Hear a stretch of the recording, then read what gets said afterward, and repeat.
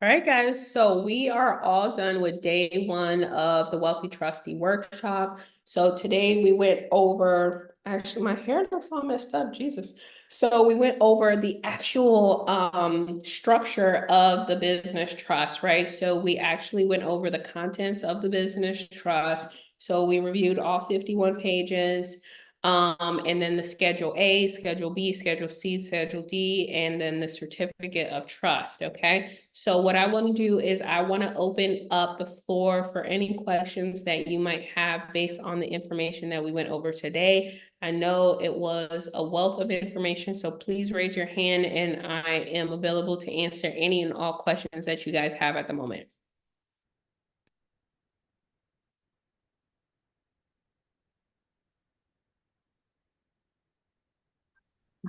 Miss Christina, I can't see where I can raise my hand.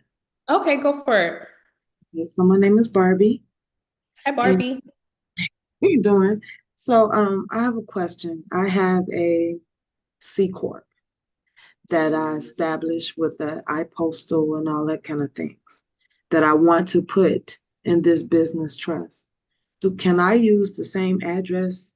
Because it's not where I live or anything, it's the iPostal um, address. Can I use that same address as the trust address? Because that's You, the business put in the trust. yeah, you can. You can use the same address. Just contact the virtual address company to let them know. Would I tell them? What would I say to them? You just want to add another recipient, What do you right? mean? Because your corporation is receiving mail in that address, and so you have to add all recipients. So if you're going to use that address, you have to add the trust as a recipient so that they will be able to accept mail on behalf of the trust. Gotcha. Yeah. Okay. Gotcha. Hello, this is Jasmine. I don't even know how to ask a question yet. Oh, okay. You don't know how to raise your hand. So if you go down to the bottom to where it says um reactions, and then you should see, Reactions. yeah, React. react. CT. Yeah, Okay. react. It's react, yeah. I saw it, I Oh, thought I saw raise hand. Raise hand. Got it. raise hand. Okay, got it. Okay, awesome. All right, Okay. so next we have, is it Ramona? Because it says Liwa. Yes, Lewa, but yes, it's Ramona. Thanks. You're welcome. How are you? I'm good. How are you? Good. Okay, a lot of information. Okay, so I'm gonna go backwards from where you left off. So for the trustee, you said the co-trustee can act independently. And I was wondering, is there a way to put in a clause as either the primary trustee to put a clause that either we would both have to get approval, or at least the co-trustee would have some type of approval before making independent um changes or decisions? Yeah, you can put that in there if you want. You can put provisions of the limitation of co-trustees or secondary trustees. Okay, limitations of co-trustees. Okay. The other question was, is there any downside of having a long-term trust? I mean, why wouldn't anyone have like the max of 100 years or something? Right, yeah. So there's no downside to it because you can terminate it before the 100 years if you want to. Gotcha. Okay. Makes sense. All right. The other one was, can the secretary be the same as the co-trustee, or that has to be a different person? It has to be a different person. Okay. So you gotta have at least three people. Okay. Yep. Um, the other one was, what happens to a trust? You said like if someone passes and didn't put a trustee provision after, what happens to that trust? Like if, say, a freak accident where both trustees are deceased, then what happens to a trust if it's unmanaged? So, so two things. One, if you have a protector, then the protector can appoint a trustee. And if you don't have a protector, then the beneficiaries have to get a court-appointed trustee. Okay. Wow. That's it. Mm. Okay. The other So, one. Mhm. so that's why it's very important for you to have a successor. Gotcha. So you would maybe want to have 2 or 3, like potentials? You can list like a second, a second option. Like you can have like a first protector and then, I mean first successor, and then if they don't want to accept their position at the time, then you can have a second person. Okay. I have additional successors. Okay. I think I only have 2 more questions. The other one was, for oversight, so if you have provisions in there of how the money can be spent, how is that, who oversees that? So if I say my beneficiary can spend it on rent or education and they take out $20,000, saying it's for education, how is that guided to know what they actually can spend it on? Yeah, they have to report their expenses to the trustee in order for them to qualify to continue to receive distributions. Okay, so they have this honor system, so to speak, like they have to report or show receipts? Yeah, they have to show that 25% went to real estate or to some type of escrow funds to eventually invest in real estate, stuff like that. Okay, okay. The other one, for the initial corpus trust amount, you put in there, $100, but if you have that can be any amount, should we start with just 100, or should you, like, if I have an asset, put that asset in there, or it doesn't really matter, it can change? Yeah, so you can put all your assets in there, but as far as the initial consideration, that is technically what the grantor is putting into the trust. Okay, So that's why we usually put $1. Some people put $10. Some people put precious metals. Some people put, $100. So usually, like, we'll just put what it costs for us to open up our bank account. So, like, some banking institutions, they only require $100 for you to open up a trust account. So we'll just put $100. gotcha, okay. And then Uh, you can put, after you have documented the initial consideration, you can put whatever you want in there. Thousands, 100,000s, whatever you want in there. okay, okay, sounds good. All right, thank you. You're so welcome. Next, we have Renita. Renita. Hi, Renita. Renata, are you there? You're on mute. I'm not sure if you're talking.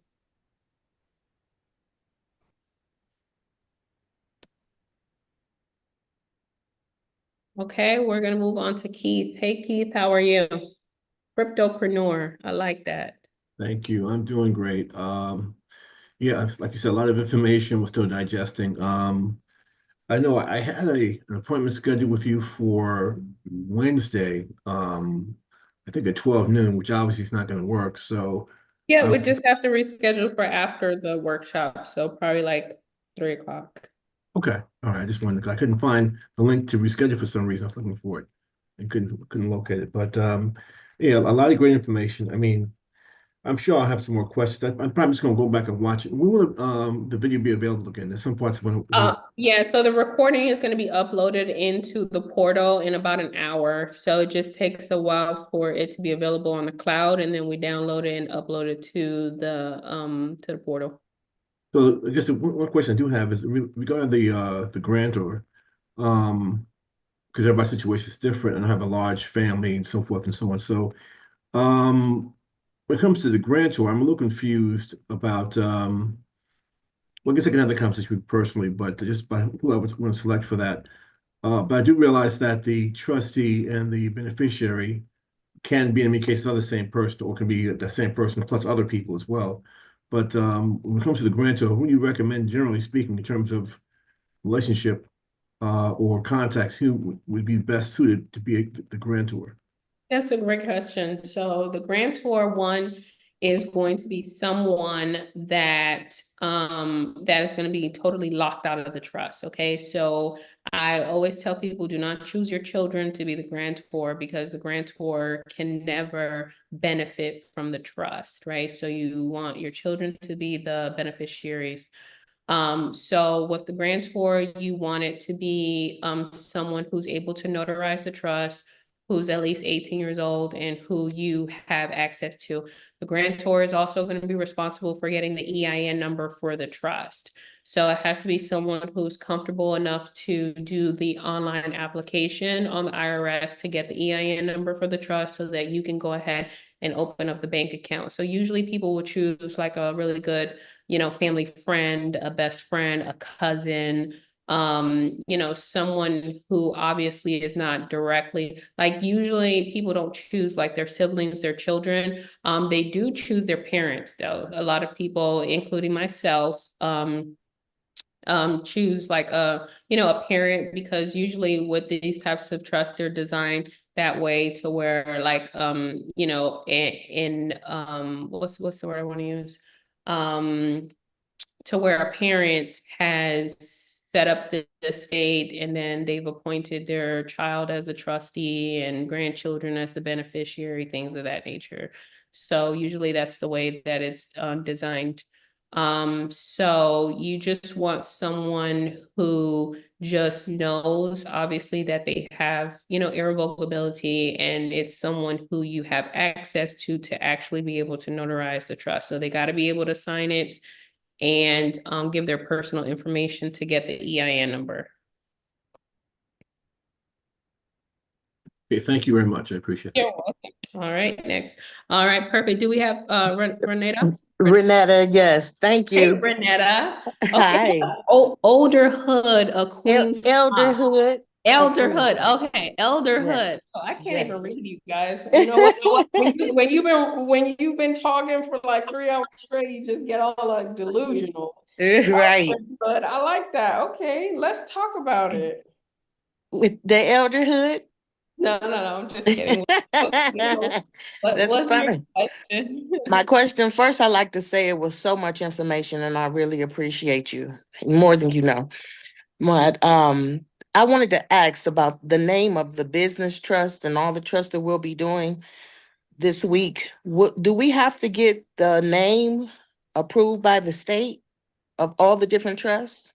No, you don't. So Okay. you get to choose whichever name that you want to operate with. You can do your research if you want to, but because you know how, like, for example, if I set up an LLC here in Florida, there could be someone with the same exact name as the LLC in Georgia or Louisiana or California, right? So multiple people are able to use the same names in different states. Right. But with the trust, you are operating under common law, so you can choose whichever name you want, and it's just automatically going to be copywritten under common law. And then you just have to, label the name that it's the name of a trust. And it wouldn't be a problem getting the EIN number for it. Correct. Okay. Next question. You really answered it. The system, the LLC. Do I have to do anything once I put the LLC into the business trust? Do you have to do what was the They second? like call the state, or do I just put my information and just keep doing business as usual? Oh yeah, no. So when you're so we're gonna do that on Friday. So we got Okay. a whole week, okay? So Okay. on Friday, I'm gonna show you guys how to make the amendments with the Secretary of State. So what you're gonna do is, with your LLC, right? You are the authorized member of your LLC. You have to do an amendment with the Secretary of State to remove yourself as the authorized member and to now add a new authorized member, which is the business trust. So Got it. that's all the legal paperwork that you need to do, through the state. in order to have your business trust be the owner of your LLC. And I'm going to show you guys that process on Friday. Okay, last question is, I know you said the protector cannot be a part of the board of trustees. Can the grantor be part of the board of trustees? No, the grantor cannot have any other position. Okay, Because the board of trustees, they have some power, some type of, control or power, right? Okay. So no, the grantor cannot be anything but a grantor. okay, I just and wanted to be clear. Yeah, and the protector cannot be anything but a protector. Thank you very much. You're welcome. Next, we have Roderick. Hey, Roderick, how are you? Hey Christina, how you doing? I'm doing great. How are you doing today? I'm doing well. Oh, I see my hand in the way. I apologize for joining late today, so I will have to rewatch this session and maybe join the session in October as well. Few questions. Leveraging my mom as the grantor, how easy is that if she's in a different state? That Oh, there won't be. It is? Yeah, so what you want to do is you want to send her the trust documents, right? So you could either email it to her in a PDF, or you can, FedEx it to her. And then she'll have the signature pages, right? That's all she needs. So you saw that for us, it was like five Right. pages that need to be signed. So you send her those 5 pages, she notarizes it where she's located in her state, and then she'll send it back to you, and then you'll notarize it where you're located. Ah, okay, okay, that makes sense. Another, like, I guess formatting because I think when we go in there, what I was paying attention to, some of the spacing, so like your Schedule A, partially it may have been on 2 separate pages, or might not have been starting on a page by itself. So I think formatting is gonna be important in some cases, especially when you get to the declaration, right? You don't want to have, okay. You are completely right. You do not want to have your Schedule A split into different pages. So make sure that all of them are on its own page. And sometimes what I've seen too is people have to change the font size in order to fit it on one page. So be mindful of that. And then just, there is an issue with like spacing and aligning the certain things. So just make sure that it's, it looks very, very nice before you print it out. Okay. So it is okay to make adjustments with that. I want to make sure, because it's a trust document. I want to make sure it was okay to adjust some of the spacing if needed. Yeah, because it's a Word doc, the reason why that's happening, the formatting is distorted, is because you're typing in it and you're creating spaces and deleting spaces and stuff like that. So it gets distorted when you're editing the document. Okay.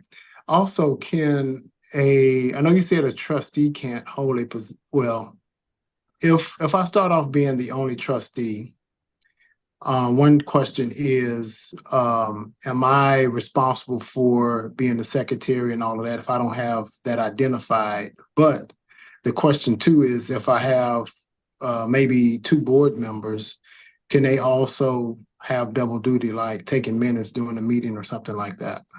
Yeah, so you are going to be responsible for everything dealing with the trust if you haven't delegated the responsibility to somebody else. So Okay.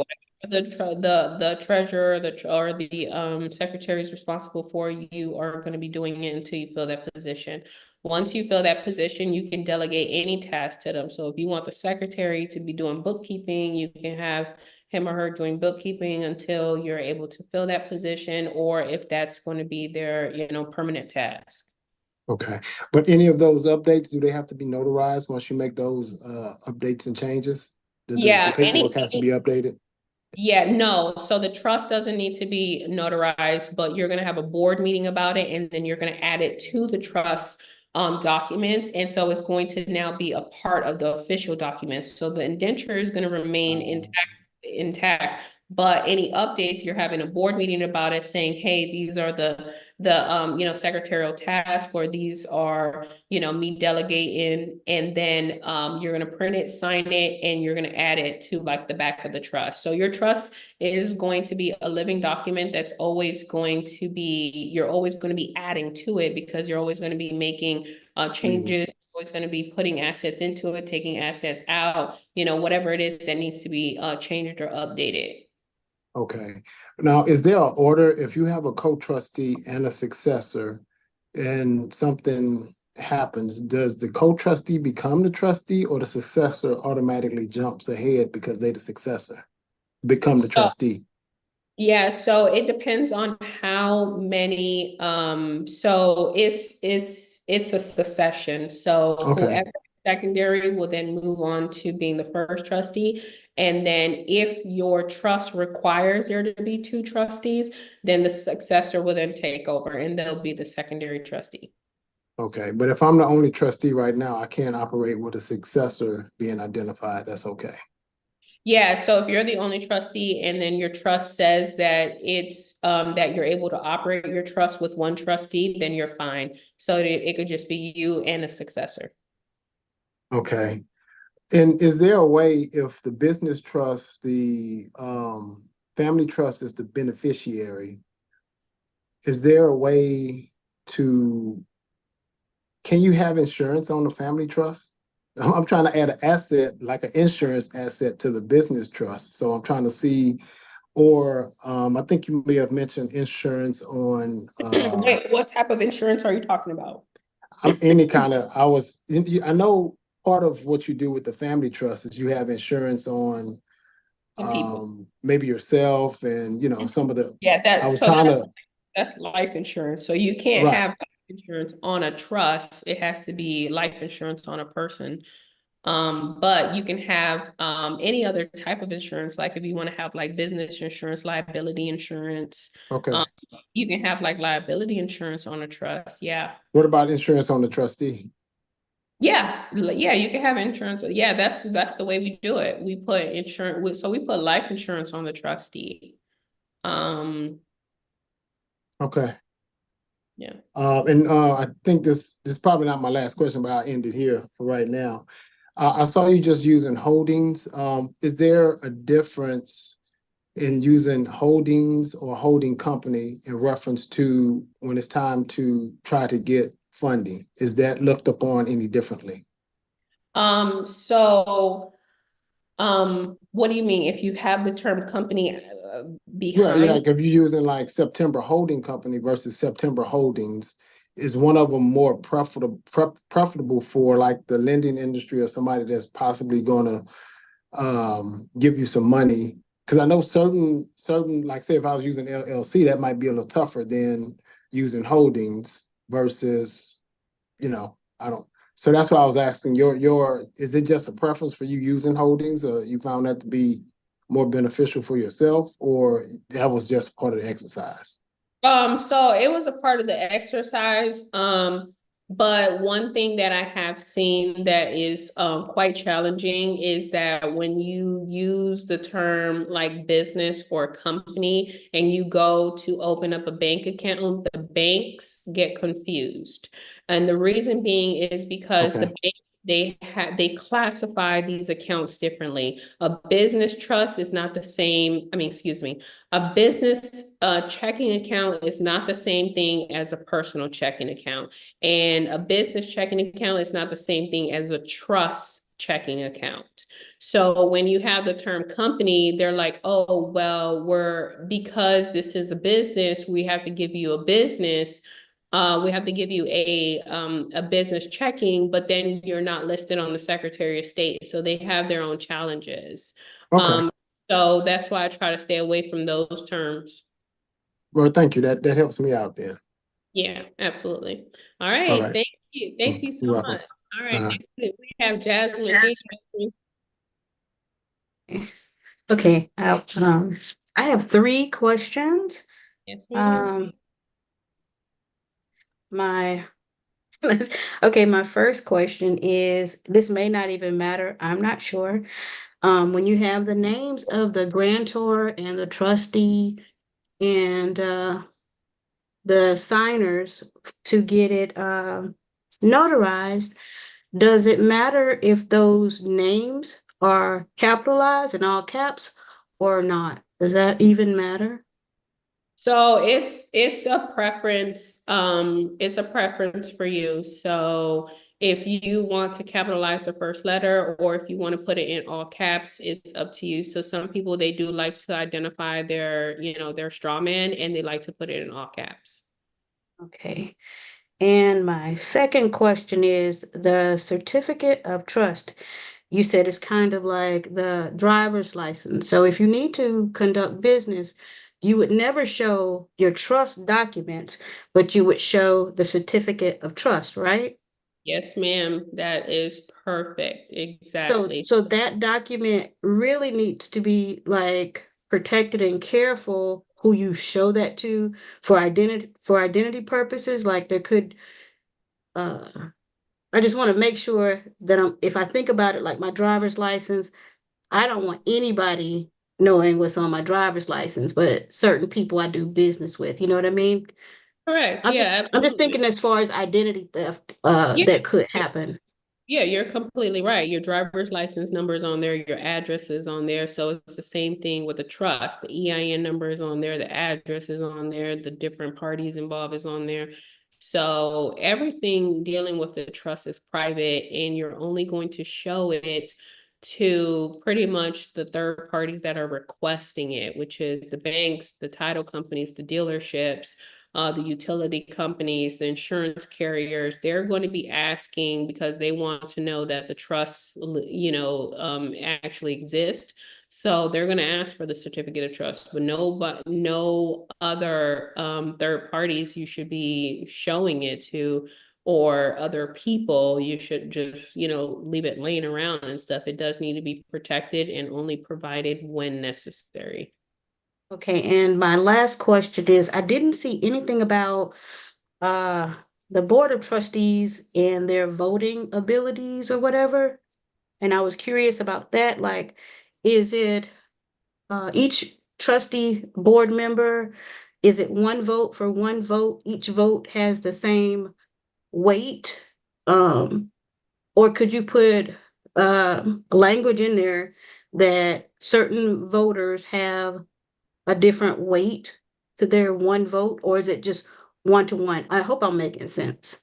Yeah, so it is. It's 1-to-1, and you cannot vote by proxy, so you have to be in attendance, and it's only voting when necessary. So not every single action requires a vote.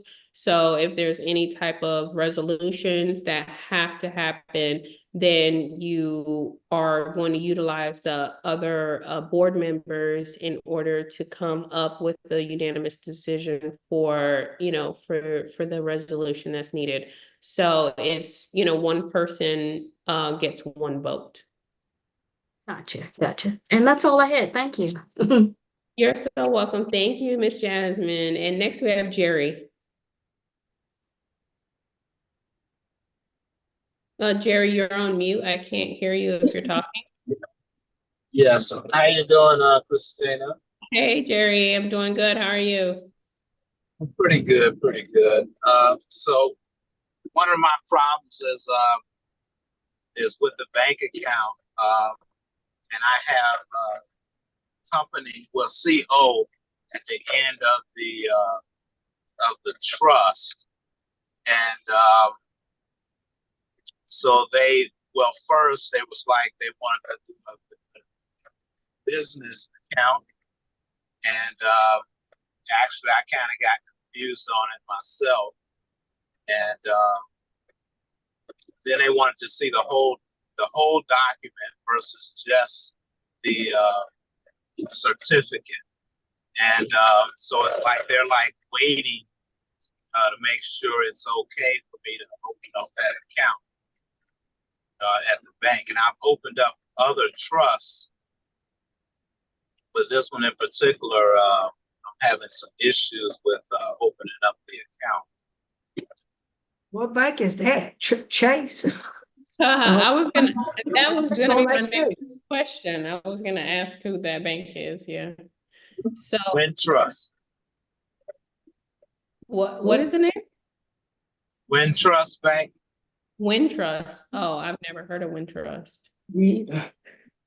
Yeah. Yeah, okay, so now you're in a challenging position, right? You're in a challenging position where, which is, this is what banks do. So sometimes you might come across this, because they have, certain types of accounts, business, personal, and trust. Because you have a name that is associated with a business, they're required to open to offer you a business account.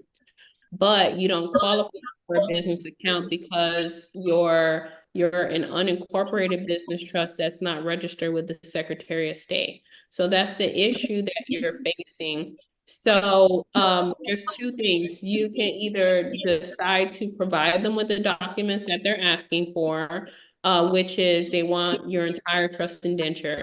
So I personally would not go that route. Some people within our community have decided to go that route. And I've seen them have success.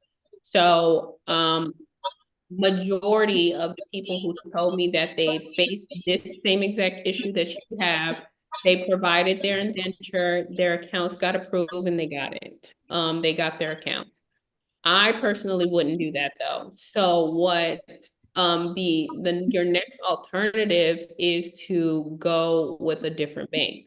I understand that you have already trust accounts open with that bank, but if you're having issues with this particular account because of the word code in it, then you want to open up, you want to go with another bank or a credit union, because not every single institution gives you these issues. So that's the only other alternative that I know of that you can do. And it's still a personal account. Yeah, so it's still a personal account. So they open up, so a trust account is a personal, it's not a business. Out of those two categories, it's either personal or business. They give you personal. Can you repeat that? You kind of broke up when I started talking. Yeah, so with the banks, they either are going to give you a business account or a personal account.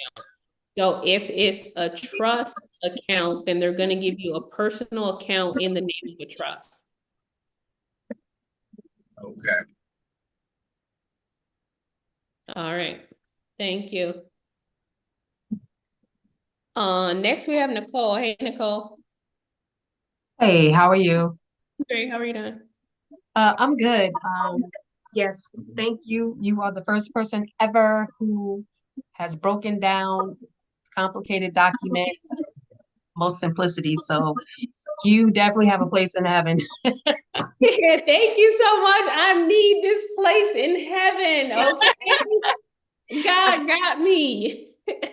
Yes, because you really make this so simple, and a lot of people could be doing that, but they're gatekeepers. So yeah, you good. You good. Thank you. I'm gonna send a message to God right away. Please do. Hello, girl. Intercede in my behalf, please. So I have questions about one, how long did it take for you to learn all of this to be able to feel comfortable to teach it? Oh, yeah. I mean, I've been doing this since 2015. That's when I started learning, and I'm not done learning. Okay, there we Yeah. go. The next question I have is, how do we take care of the taxes? Like, what does that look like? Yeah. So with the taxes, you're going to file a 1041. So you have to go into the course, because during this workshop, we're not going to talk about taxes. You have to go into the course. There's a whole entire section on taxes, and we have the resources available for you. So once you click on resources, you're going to go to where it shows you like how to fill out the 1041, and it gives you the actual, form available. And so with this organization, the business trust is a for-profit entity, so it does pay taxes. So the percentage of the taxes depends on the income that comes into the organization or what you consider to be, taxable income, okay? So it starts at 10% and it goes all the way up to 39%. Oh, Wow. Yes, so it just depends on the income. So like the first 40,000 is taxed at 10%, and then it just goes up from there. damn. Yeah, what I recommend is that the first thing that you do is you go look at the training that we have inside the course regarding taxes, get familiar with the forms, and then get a tax professional is um that is familiar with filing taxes for trust. Okay.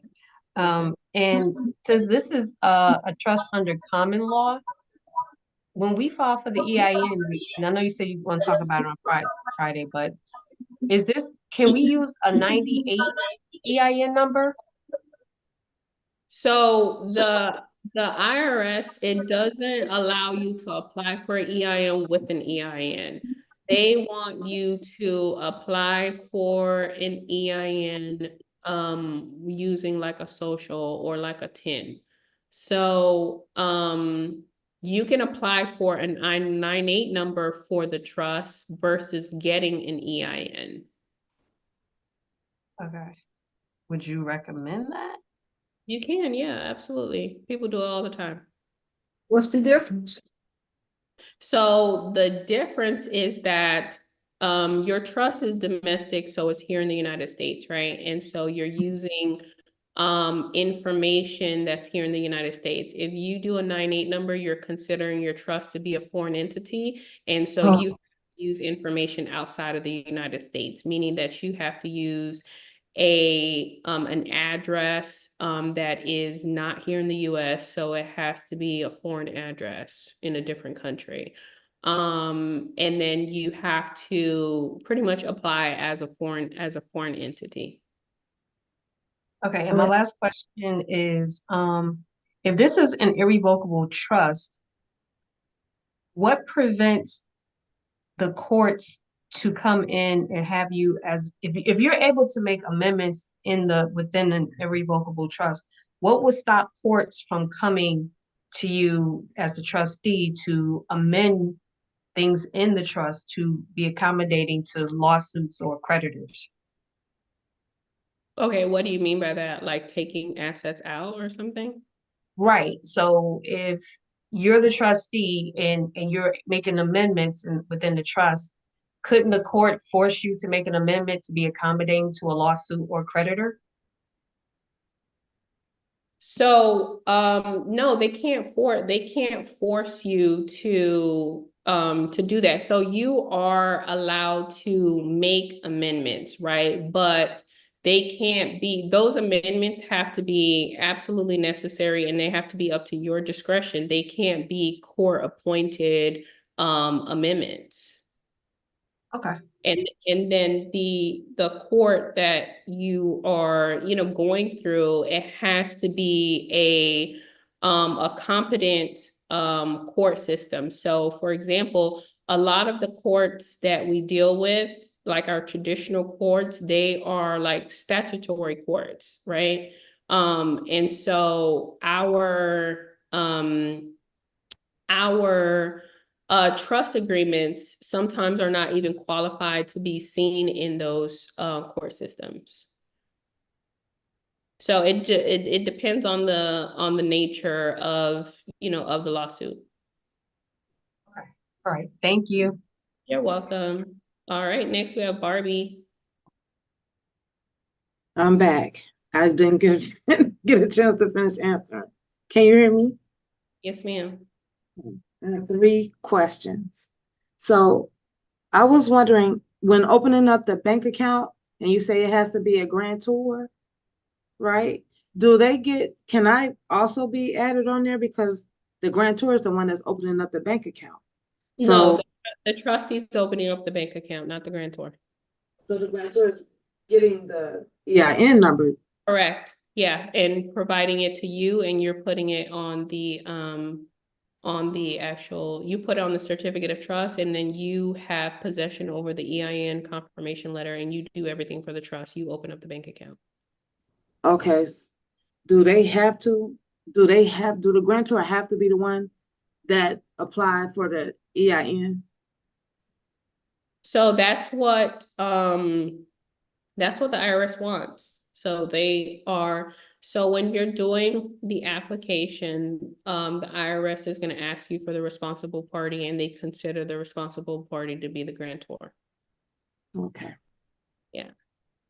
Okay, my next question is, do you think, I am affiliated with Navy Federal, and I have had a lot of LLCs with them, but now I have a corporation that I don't have with them, that I want to open up a bank account for my corporation, my C Corp.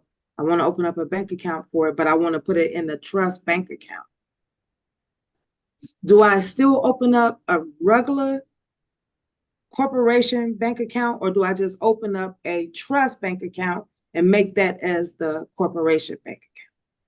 If you have a corporation, that's a separate entity from a trust. So you can't commingle, and you can't use one bank account for both entities. They have to have two separate accounts. Even though the corporation is going to go into the trust. Correct. Two separate entities. The corporation still exists and it's going to function independently, even though the business trust is a shareholder. Is it okay if I use the same bank, or should I use separate banks for the trust? So I recommend that people use separate banks. If you have a business account, then yeah, that's okay. But I don't recommend that you use the same bank that you're banking with personally, because these banks like to merge your profiles, and then they're going to have you personally associated with the trust accounts. Okay. I was calling around to ask about banks that accept irrevocable trust accounts, and I can find like a community bank. So should we go through a community bank, or Yeah, should we? there's nothing wrong with a community bank. I tell people to use smaller banks and credit unions and stuff that's local versus the big banks like Chase, Wells Fargo, Bank of America. Those are not good banks. They're gonna ask you for your entire trust. And I'm not gonna say they're not good banks. That's not true, because I have a Chase account, but that's for my LLC. But it's not favorable for you to open up your trust account with them, because they're going to ask you for your entire indenture, and you have to be willing to do that. I'm not willing to do that. So I would not open up my trust account with Wells Fargo, with Chase, with Bank of America. I will not. We do have people in the community that have. There's a bunch of people in the community that have their trust accounts with Chase and Wells Fargo. Okay, one more Right. question. We're done. They sure So, am. so the next question would be, let me see. When I add money or take money from, say, the trust account, do minutes have to be done for that? No, you're gonna do bookkeeping, record keeping, just keeping, your transactions, but no minutes. Minutes are for major things like you purchasing a house, you selling a house, you putting $1 million into crypto, or you appointing people, removing people, resigning, things like that, like big stuff. Okay. Well, I think that's it. Because this is a business trust. This is not the same as like a family. This is just strictly about adding your business to your trust. Correct. Yeah. Tomorrow we're gonna go over the family trust, and we're gonna have opportunities to discuss everything dealing with that type of trust. I appreciate you, Miss All Christina. right. Thank you. You're Okay. so welcome. I have a question. Okay. Uh, Do um, we? okay, yes. I have a couple more people. So you guys, I have 15 more minutes left. And I have I got 5 more people. So we are going to keep it here. So Sewell, I have a couple more people, but I have Okay, four all right, you're answering my question. for now. you. Okay, Right. all right. So we have Zellamir. Zellamir. All right, let's go on. And you're on mute. Zellamir, you're on mute. If you are talking, I can't hear you.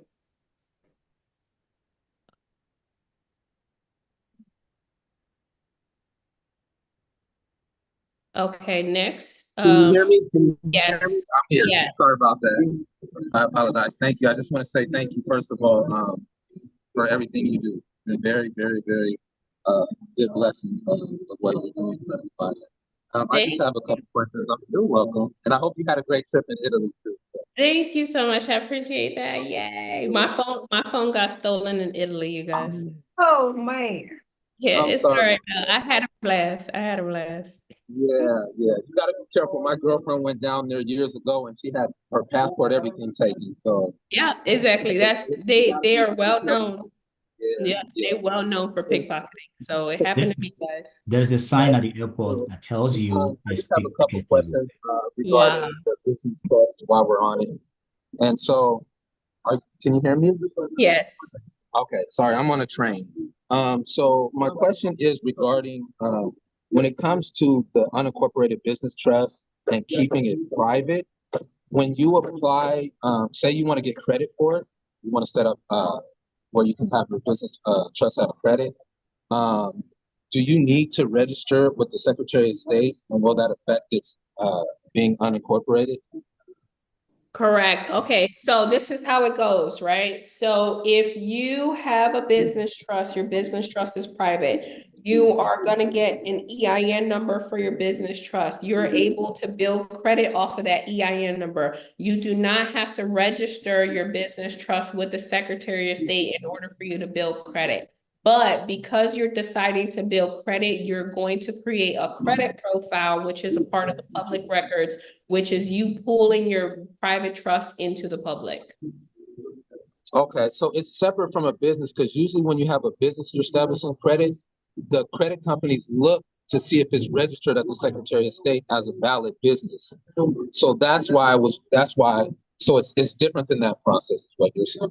Right. So it's gonna go based off of your EIN. So you're gonna build credit based off of your EIN, you're gonna get your DUNS number and you're gonna create a credit profile. And then these creditors are going to go based off of your credit profile. Okay, okay, sounds good. And then my last question is regarding, so I wanted to set my business trust up with, I have a Wyoming LLC, and I was gonna make that the trustee of the trust. And then I would be the member on the LLC acting as trustee. Is that something I can do, or is it just better to have myself personally as the trustee? You can do it that way. So a lot of people, they do it that way just because Wyoming State has a lot of favorable laws for corporations and companies and businesses. So you can have any legal entity like an LLC, if it's in Wyoming or not in Wyoming, be the trustee of your trust. Okay. And now lastly, my trusts are out of Washington State. And so I would have to register my LLC as a foreign entity in Washington State, correct? In order to act as a trustee for the Wyoming LLC to act as trustee for the Washington Trust. So is your trust gonna do business in Wyoming, in Washington? Yes, it would. Yeah. And then yes. Okay. All right. Thank you so much. I appreciate your time. You're welcome. All right, perfect. Next, we have, let me see. Is it Nicole? No, that is not me. No, okay, who's next? Ramona. Okay, it's a quick question. You mentioned the EIN, that the grantor has to apply for the EIN number. I filled that out, but it's been a couple of years, so I just want to give the grantor a heads up, what type of personal information will be required for them when they fill that out? First name, last name, and social security number, that's it. And then everything else is going to be the name of the trustee and the name of the trust, the address of the trust, the phone number of the trust, the county where the trust is being set up, and the establishment date of the trust. And their name and social stays connected to that trust, or just? No, they are just listed as the responsible party, like internally with the IRS, but your name is gonna be on the EIN confirmation letter as the trustee. Okay, so once they Well, apply y'all for it, can't do that. they're Uh-huh. kind of disconnected. They no Okay, longer yeah, really have an yeah. association with my trust then. I want to make sure they don't have any concerns that they're tied to anything after that. Correct. Okay. Thank you so Give me much. the last three, the three you said, that's fine. Next, we have Ingrid.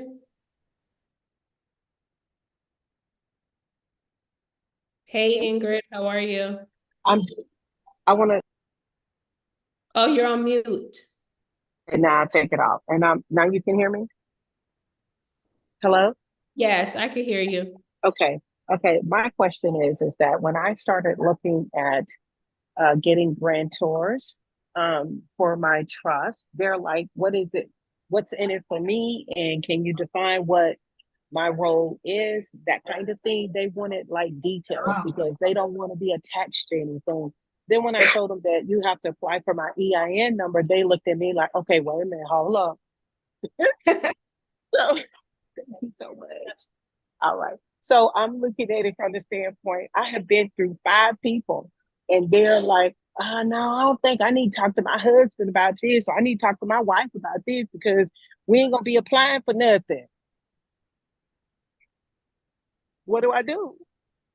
Yeah, I mean, so you have to find someone who's willing and able. That's the first thing.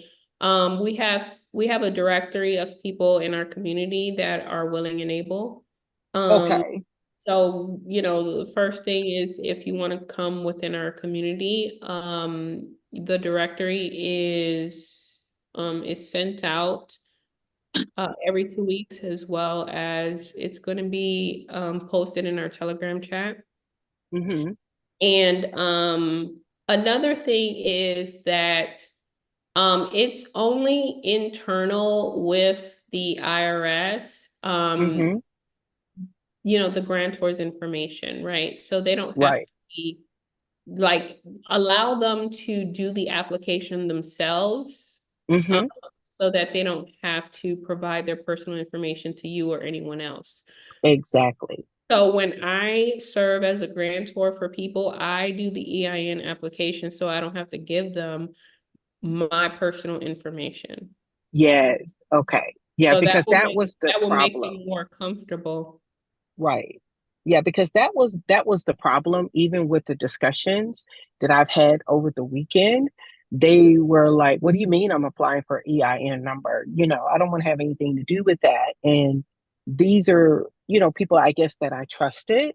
And since I have such a small family, I only have 2 children, 4 or 5 grandchildren, and I really don't trust a lot of my family members to be involved in this. So therefore, I, stepped outside of some of my friendships, and that was what I got back. That, what do you mean you're applying for it? I was trying to explain it to them, but it wasn't enough to convince them what their role was. You know what I'm saying? Yeah, I understand. Yeah, Okay. so yeah, if you just give them the instructions or even the training video for them to do it themselves, they'll be more comfortable. And then also the checklist that you received, Mm-hmm. it has the grantor's roles and responsibilities, and you're gonna want to share that with them. Oh, okay. Okay. All right then. But thank you so much. You're welcome. All right. Um, Next we have Steve. Hi, Steve. How are you? Yeah, okay, Sam. I know you pressed for time, so I'm gonna be very quick. I Yeah, have, I have to pick up my kids. I know, it's gonna be very, I From- promise you, it's gonna be very yeah, quick. go for it though. Go for it. So we down to the wire. Yeah, yeah. Far as I'm with the registered agent when I signed up with my LLC. They let them use their address. Is it wise to use it on the trust side, to use their address, or not at all? Oh, you want to use the RA's address to receive the correspondence for the trust? Yes. Yeah, you can do that, absolutely. Yeah, your RA is okay with receiving trust correspondence? Okay, because I get different opinions about you should have a different address, and that doesn't work with the But- bank and what have you. But my question is, are they going to be receiving your mail?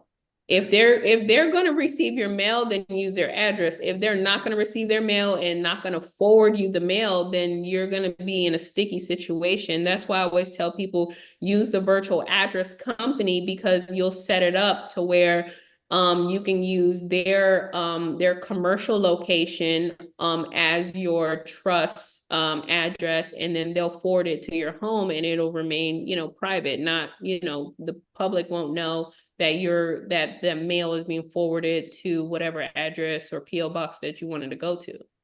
And with the iPostal, if the banks happen to want to look it up, they will see a physical address.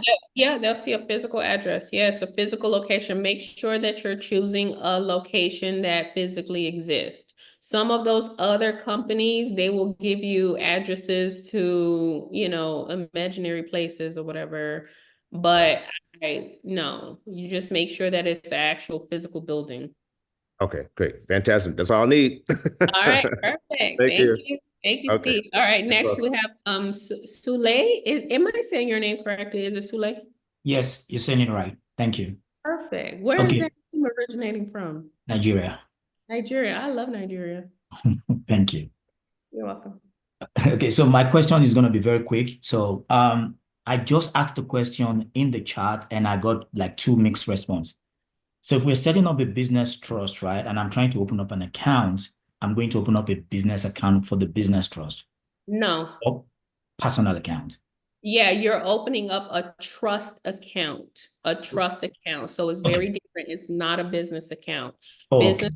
accounts with the banks are only for statutory entities like LLCs and corporations, where they're required to have the formation through the Secretary of State. No, you're opening up a trust account. A trust account is considered a personal account. Okay. You have to understand that your trust is considered a person. That's it. Thank you. You're so welcome. All right, guys, so we are wrapping it up. We're all done for today. So I do have homework for you guys for today. So please, please, please get into the Facebook group and the Telegram chat, you guys. So we have a community. Our community is 600 people and it's growing. And so we want to welcome you into the community. So please post inside of the Facebook group and introduce yourself. Okay, let us know who you are, so that Christina, we become more familiar. just one thing, just real quick, I did, apply for the Facebook group, but I'm still waiting for approval. It's been several days. So if you haven't, it's not, someone needs to go ahead and do some grabbing. Okay, Ika is going to go ahead and approve everyone. So, Ika, can you please go ahead and approve everyone who's requested access for Facebook and Telegram. And Telegram. All right. Thank you. They are private. Yep, they are private communities. So we're gonna get you in there today, you guys. I do apologize for the delay, but yes, absolutely. So please get inside of the Facebook group and the Telegram chat and go ahead and introduce yourself so that we can get to know you, become more familiar with you, because we're all about networking here in this community with like-minded individuals and helping each other grow. So with that being said, we're going to meet here tomorrow at the same time in the same place. So we're going to meet here on Zoom. 1 hour before the Zoom class, you're going to get the email with the resources and templates that you're going to need. Tomorrow, we're going to be going over the family trust. So look out for that email at 10 a.m. Eastern Standard Time. We're going to start our day 2 of the private family trust workshop tomorrow at 11 a.m. Eastern Standard Time. So I will see you guys here tomorrow. You guys have a blessed and amazing rest of your day. Bye-bye. Thank you. You too, Christine. You're so welcome. Bye, Thank everyone. you so much. Appreciate it. Thank